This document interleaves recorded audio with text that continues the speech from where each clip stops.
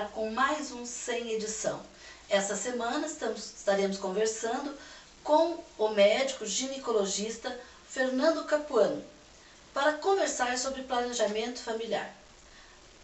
Doutor Fernando, nós agradecemos o senhor ter aberto um espaço na sua agenda para estar aqui conosco, os internautas, conversando, falando um pouquinho sobre planejamento familiar, que é uma coisa que a gente sabe aí já sendo falada há décadas, mas ainda precisando que as pessoas compreendam o que é o planejamento familiar e a importância dele. E a gente também sabe que a agenda de vocês, médico, é sempre bem apertadinha. Então a gente agradece você ter aceito o convite do Sem Edição e deixa você à vontade aí para os primeiros cumprimentos dos nossos internautas. Olá, queria novamente agradecer o convite, a lembrança do meu nome aqui no Sem Edição. Sempre falando de temas relacionados à saúde da mulher, saúde familiar.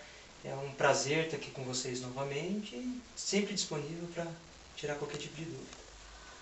Então, Fernando, vamos lá. O que é planejamento familiar? Porque parte do princípio, você pergunta para as pessoas, elas dizem assim, é o número de filhos que o casal decide que vai ter. Está muito simplificado, Está um né? pouco simplificado isso aí. A gente considera, primeiro, planejamento familiar, a impressão que a gente tem hoje é que é uma coisa relacionada à mulher, né? Exato. A mulher, planejamento familiar é fazer laqueadura. Vamos para o planejamento familiar, vai fazer laqueadura. Não é bem isso. O planejamento familiar, ela envolve todo o contexto mesmo do casal, da família, onde eles vão decidir a quantidade de filhos, a hora que eles vão querer esses filhos, tá? Se vão querer filhos. Hoje existem alguns casais que já estão abrindo mão, né, de terem filhos. Então o planejamento familiar é exatamente a hora e o desejo que eles vão ter de ter filhos ou não. Lembrar sempre que é uma coisa não da mulher, e sim sempre do casal, né? A não ser em casos, né, da mulher independente, ela também, hoje ela tem um planejamento familiar. Algumas mulheres optam, por exemplo, por não casar, não ter filhos, e ela vai decidir o que é o melhor para ela e a hora de ter ou não filhos. Na questão específica da mulher, então, ela deve deixar para discutir essa questão do planejamento familiar, ou do cuidado com o seu corpo após o casamento, ou ela deve já antes estar pensando e cuidando? De maneira alguma, né? Hoje, com a vida moderna, as mulheres mudaram um pouco o perfil delas. Não é mais o planejamento familiar, é a partir do momento que ela tem começo da relação sexual, né? Hoje não necessariamente são as mulheres casadas, né? Cada vez mais nós vemos que a iniciação sexual está mais precoce um pouco. Então, a partir do momento que ela está namorando, onde ela vai ter a relação sexual, que ela vai planejar isso aí, é que já é interessante já consultar o médico, o ginecologista, e aí sim tirar suas dúvidas e se adequar de acordo com a sua idade e com o seu perfil ao melhor método contraceptivo, se for desejo dela. Essa questão da idade, eu achei até interessante. Esse tempo nós já estivemos conversando sobre isso, né? A questão dos métodos contraceptivos de acordo com a idade, né? Então eu queria que o senhor falasse um pouquinho disso, um pouquinho dos métodos antes, né? Então, existem alguns que são facilmente interrompíveis e outros já não. Existem algumas classificações sobre contracepção, né? Existem os métodos reversíveis e os métodos irreversíveis, né? Os métodos irreversíveis são praticamente os cirúrgicos. A laqueadura na mulher, a vasectomia no homem. Os reversíveis são aqueles onde ela pode parar e voltar a ovular e assim poder ter uma fecundação, né? Varia de acordo com a idade, sim. A gente deixa determinado tipo de método para determinada idade. O que a gente usa para uma adolescente de 15, 16 anos que deseja ter relação sexual é diferente do que a gente deixa para uma mulher mais madura, de 40, 45 anos.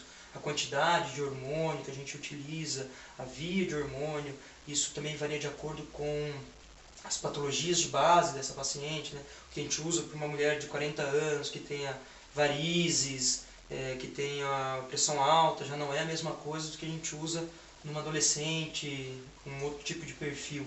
Então é bem individualizado e isso não é uma receita de bolo. Quero um anticoncepcional. Vai lá e toma esse daqui. Não é bem assim. Ela troca bastante essa Troca receita. E troca por conta, né? Ou senão porque minha amiga toma esse outro e foi bom para ela. Não é uma receita de bolo, assim não. Tem que ser individualizado. E aí sim, através do ginecologista, do médico, ou até com o médico de família, ele também é apto para fazer esse tipo de planejamento. Discutir com a mulher, com a adolescente, com a adulta jovem, quais são os métodos para ela, quais são os melhores e junto com ela, sim, escolher o que é mais adequado. Lembrar que sempre não é uma coisa imposta pelo médico, né? Ele sim é discutido com a paciente, afinal de contas o médico nunca pode exigir que ela faça determinada coisa. Nós apenas orientamos e a decisão é sempre em conjunto. Eu sou de uma geração, Fernando, que a gente tinha assim, nos métodos reversíveis, a camisinha e a pílula anticoncepcional, que daí gerava uma série de questões, de discussões, faziam mal, que engordavam. E a gente percebeu que houve uma evolução nisso, né? Que hoje tem uma diversidade muito grande. Eu queria que você comentasse um pouquinho, citasse alguns, que a gente percebe que muitas mulheres ainda só sabem da pílula. Ainda só conhecem a pílula como... Isso. Quando você pergunta o que você deseja usar, é sempre a pílula de primeira escolha, elas nem conhecem outros tipos, né? A pílula evoluiu muito.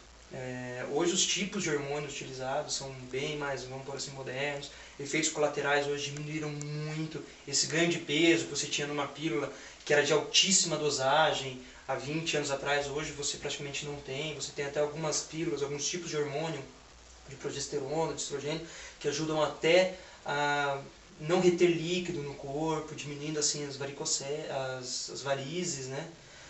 Evitando assim também ganho de peso, evitando até um pouco de celulite, vamos por assim, não é bem isso a palavra certa, mas nessa retenção hídrica, isso aí hoje a gente já conseguiu eliminar bem. As pílulas evoluíram muito. Hoje no mercado já tem sinteticamente, eles conseguiram sintetizar o mesmo hormônio circulante na mulher. Então os efeitos colaterais, como dor de cabeça, náusea, vômito, aquele mal-estar que muitas tinham quando tomavam, comum, né? Porque era uma alta dosagem. Há tempos atrás você usava uma dose muito alta de hormônio para conseguir fazer com que essa pessoa fique em anovulação, para que ela pare de ovular, para não engravidar. Hoje, através de estudos, foram mostrando que as doses elas foram diminuindo. Com isso, os efeitos colaterais diminuíram. E trocando-se o tipo de hormônio, também hoje os efeitos colaterais da pílula diminuíram muito. Falando de pílula, né? Lembrar que não é só a pílula. Hoje a gente tem uma gama de variações de como esse hormônio ele vai agir e qual a via de administração, né? A gente tem a pílula, que é a mais comum, a injeção também, que muitos já conhecem, né? Temos também a forma de implantes subcutâneos, onde você coloca normalmente no braço, tá certo? Ele libera um hormônio de liberação lenta, depois você tira através de um pequeno corte e tira esse implante podendo trocar, tá certo? Tem a forma de adesivo, onde você tem adesivos semanais. Ela usa a cada 3 semanas esse adesivo e faz uma pausa de 1 semana sem usar nenhum tipo de adesivo, né? Ele é colado mais em costas, em região de dorso e abdômen. A gente pede para nunca colar perto do seio, não é indicado, mas também é hormonal, tá certo? Um hormônio próprio. E além do adesivo você tem o DIU, que é o dispositivo intraútero, que a maioria conhece que é aquele DIU comum de cobre, mas também isso tem... outra novidade que eu descobri também. Isso, também tem o DIU hormonal, né? Tem o DIU, existe uma patente de um determinado laboratório, só existe um no mercado hoje no Brasil, tá certo? Ele é hormonal, onde ele dura 5 anos, você coloca ele, dura 5 anos liberando um tipo de progesterona, de liberação lenta, onde ela vai ficar em amenorreia, em anovulação, ela vai ficar sem menstruar e sem ovular durante 5 anos. É um método reversível. Tirou ali, ela volta com o tempo. Esse é de uma tranquilidade. Esse é muito bacana, os ginecologistas adoram, porque melhora até TPM, ele tem várias indicações bem bacanas, TPM, cólica menstrual, tudo isso ele acaba diminuindo bastante.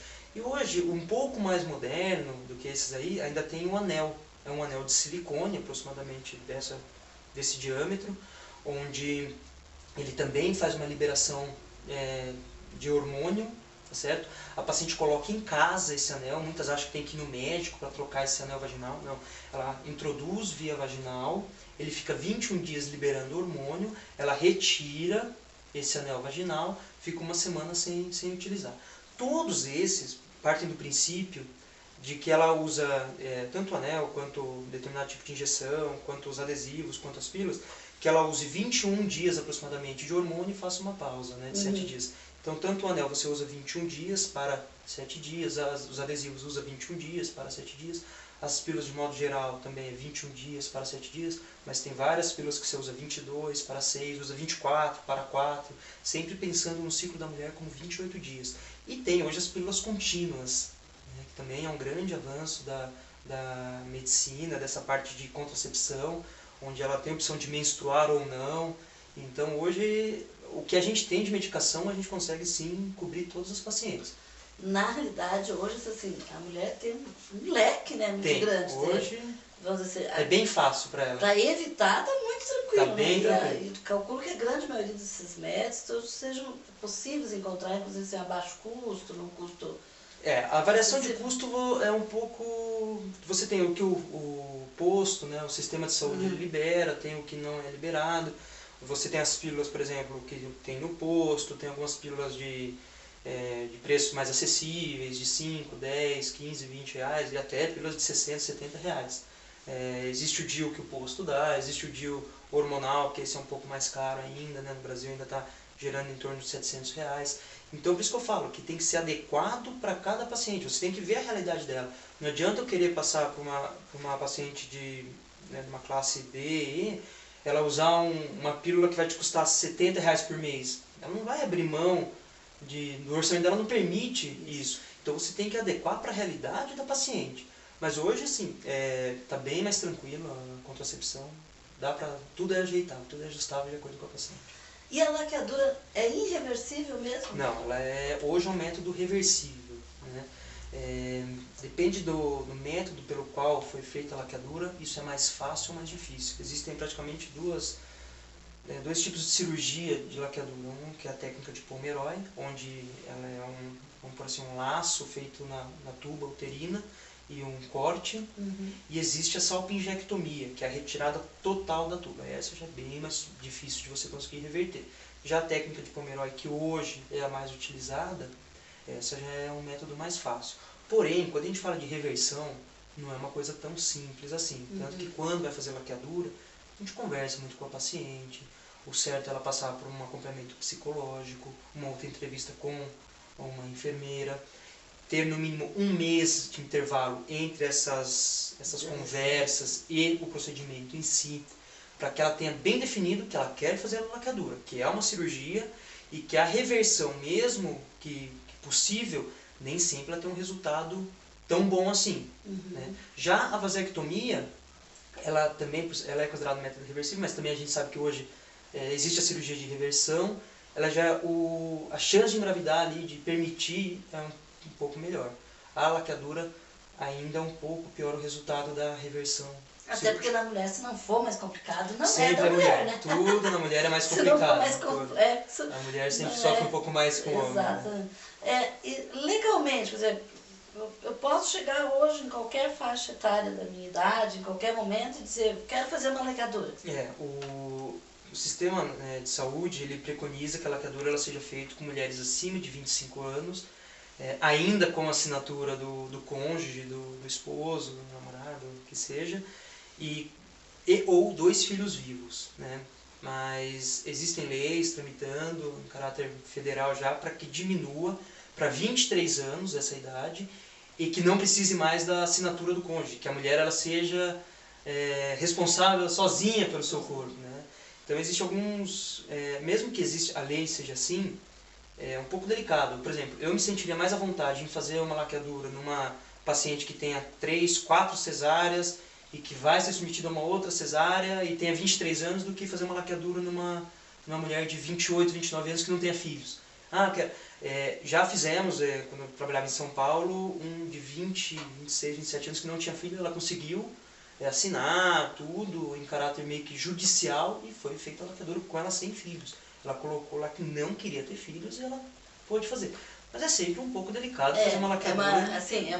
Você decidir não ter, acho que pode ser uma coisa mais de momento. Né? É muito tranquilo, assim, mas você veja, partindo do princípio que a expectativa de vida hoje vai até os 60, 70 anos, ela tinha mais uns 20 anos de idade produtiva. E muda muito, né? Muda muito a cabeça. Exatamente, é uma decisão muito radical. Então, cedo. Eu, por exemplo, me sentiria mais à vontade, né, a laqueadura em quem já tem filhos, e já está determinado, que não vai mais ter, aí sim é uma coisa. Agora, em quem não tem filhos, por mais que a lei seja essa, de 25 anos e ou 2 filhos, ainda é um pouco delicado você exatamente. permitir A questão isso. dos filhos é um parâmetro melhor, né? Eu acho que sim. Eu pessoalmente, Exato. acho que sim. Vamos falar um pouquinho aí, Fernando, da questão da vasectomia. Sei que não é diretamente a tua área, né? Mas falando da questão do planejamento familiar, Perfeito. porque a gente sabe que é mais simples, né? É um procedimento bem mais simples de ser feito. Mas hoje a gente observa que acho que de cada 10, as pesquisas estão mostrando, de cada 10 decisão de casais de parar de ter filho, é uma média de no máximo 3 homens que se predispõem à vasectomia. É um tabu bem grande. Então é um tabu cultural. É cultural, perfeito, falou perfeitamente. O homem acha que ele vai ficar impotente. Vamos bem no popular, como eles dizem, vamos broxar pra sempre. Ele acha que é isso aí. Não é, na verdade, a vasectomia é um procedimento bem mais simples do que a laqueadura. Até eu tinha comentado na entrevista no jornal que saiu que a vasectomia é um procedimento simples e que não precisa de cirurgia. Na verdade, não precisa de internação hospitalar em centro cirúrgico. Saiu ali. Então, ela é uma cirurgia de baixa complexidade, onde não precisa praticamente nem pegar acesso venoso, é uma anestesia local, faça a vasectomia em 20 minutos, não causa impotência, não tem nada a ver com a parte hormonal do homem, ele vai continuar ejaculando, que ele acha que não vai ejacular mais nada, não é isso, só que ali não vai sair o espermatozoide, a única diferença é essa.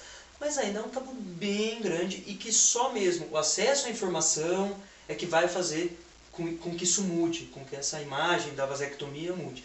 Hoje está mudando, os homens já estão ficando mais conscientes de que não tem, e que é um procedimento mais simples, que a mulher não precisa ser submetida a uma cirurgia, ficar internada, mas ainda aqui em Pinhão, aqui na região, ainda tem um tabu sim, e não estamos falando em pessoas de baixo índice, baixa renda, não. Isso temos em todos, né? Eles acham que vão ficar impotentes. Então é complicado, mas...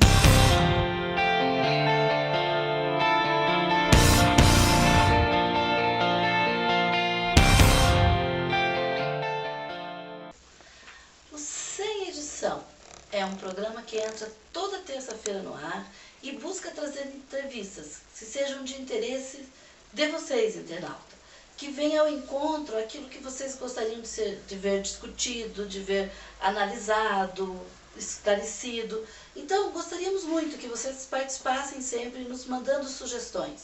Para isso, basta que vocês mandem um e-mail para noticias@jornalfatos.com.br ou mesmo dê uma ligadinha para a redação para o 3677-1781.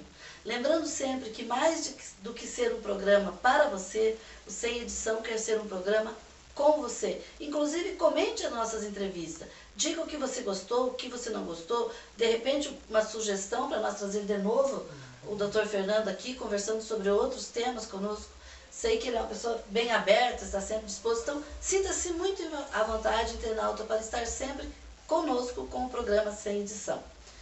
Dr. Fernando, desculpa. Dando aqui já um encaminhamento para o final, porque o tema é grande, mas o tempo é curto, né? Só 2 detalhezinhos assim, que eu acho que é importante. De lembrar que às vezes a mulher faz a laqueadura, não tem mais filhos e tal, e aí ela também entende que o ginecologista não precisa mais se encontrar com o seu ginecologista. Outra coisa que a gente observa é que vários homens que, como eles fazem a laqueadura, e, vamos dizer assim, às vezes alguns até se separam, vão manter uma vida mais independente sexualmente, eles esquecem que eles ainda deveriam usar a camisinha, né? Lembrar que o procedimento cirúrgico ele só está evitando filho, ele não evita, é igual todo método contraceptivo a não ser a camisinha, ele não evita as DSTs. Então, tanto usando pílula, adesivo, anel vaginal, injeção, implanon, DIU, as DSTs continuam por aí. Então tem que usar sim, o homem usar camisinha. Lembrar que o sistema de saúde libera para a mulher a camisinha feminina. Então ela também não pode culpar o homem, que ele não quis usar, por isso eu engravidei, ele não quis usar, por isso eu peguei doença. Não, existe a camisinha feminina, que também é liberado para o sistema de saúde, então ela não tem desculpa hoje para não estar usando. Exato. E a questão da ida ao ginecologista? Sim, o planejamento familiar é só uma parte do cuidado da mulher, né, da saúde feminina. Ela continua tendo que fazer toda a sua rotina ginecológica, com preventivos anuais, mamografias a partir de determinada idade, as consultas anuais, tudo continua valendo da mesma maneira. A laqueadura só é um fato que encerrou um determinado ciclo ali, mas o resto continua valendo. Nós agradecemos de coração a sua participação aqui, né, de estar aqui atendendo a essa nossa curiosidade, inclusive que bastante gente sempre pede, comenta, que a gente fala um pouquinho disso, fala um pouquinho daquilo, do planejamento familiar, da mulher, o pessoal tem, né, está sempre discutindo a questão da mulher, porque realmente é delicado, né, uma situação mais complexa. Então, a gente agradece de coração, doutor Fernando, por ter aceito novamente o nosso convite e deixa o senhor bem à vontade para se despedir dos nossos internautas. Eu volto a agradecer o convite, a lembrança do meu nome, totalmente à disposição, sempre que quiserem algum tipo de dúvida. É um tema bem grande, esse planejamento familiar, então hoje aqui foi só uma pincelada em algumas coisas, mas é um tema bem abrangente. Então as mulheres devem, não só as mulheres, o casal deve ir ao ginecologista, discutir com ele os métodos e escolher o melhor método para essa mulher, tá certo? E estou à disposição na Clínica da Mulher aqui de Pinhão. Todos os dias temos ginecologistas atendendo. E obrigado pelo convite.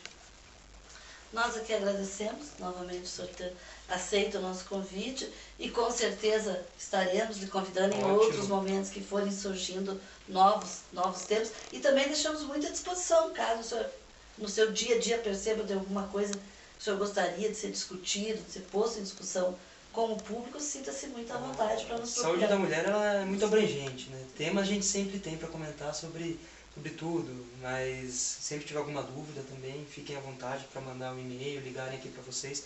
Terei o maior prazer em responder e sempre que convidar, iremos aceitar. Tá. O Sem Edição vai encerrando por aqui a entrevista de hoje com o Dr. Fernando Capuano, que é ginecologista, obstetra, atende na Clínica da Mulher em Pinhão e também dá atendimentos em Guarapuava. Ficamos aguardando vocês, internauta, para a semana que vem, onde teremos nova entrevista, que tenho certeza que são temas de seu interesse. Até lá!